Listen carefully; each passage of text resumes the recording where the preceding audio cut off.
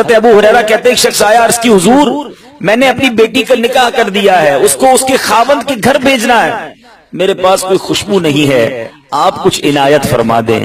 اللہ غنی، صحابہ کا انداز دیکھو، خوشبو بھی چاہیے ہوتی تب بھی سرکار کے در پر آتے، کیونکہ انہیں معلوم تھا واہ کیا جود و کرم ہے، شہ بطحا تیرا نہیں سنتا ہی نہیں مانگنے والا تیرا۔ پیارے آقا نے دوسرے دن بلایا، فرمایا ایک لکڑی لے کر آنا اور ایک کھلے منہ والی شیشی لے کر آنا۔ وہ صحابی دوسرے دن حاضر ہوئے، پیارے آقا علیہ الصلوۃ والسلام نے اپنے مبارک ہاتھوں سے پسینہ نکالنا شروع کیا، اپنا وہ مبارک پسینہ جو ہے ان صحابی کی بوتل میں بھر دیا، فرمایا جاؤ اپنی بیٹی کو دے دینا، کہنا اس لکڑی کے ذریعے اس پسینے کو اپنے جسم پر مل لیا کرے۔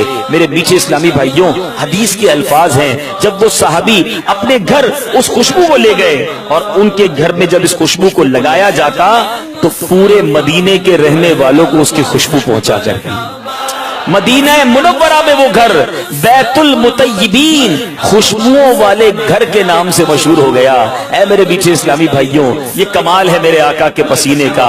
اے دنیا کے حسینوں کے خواب دیکھنے والوں، دنیا کے حسینوں سے محبت کرنے والوں، اس پوری دنیا میں کوئی ایک ایسا حسین بتا دو کہ جس کے پسینے سے خوشبو آتی ہو۔ ارے آج اپنے پسینے کی بدبو سے بچنے کے لیے ہم عطر بھی لگاتے ہیں، اسپرے، باڈی اسپرے کرتے ہیں کہ جناب کسی کو قریب والے کو بدبو نہ آئے۔ میرے آقا کا پسینہ وہ ہے کہ خوشبو کے لیے اسے ہی عطا فرمایا جاتا ہے۔ اللہ غنی۔ شان مصطفیٰ مرحبا صد مرحبا، حسن و شان مصطفیٰ مرحبا صد مرحبا۔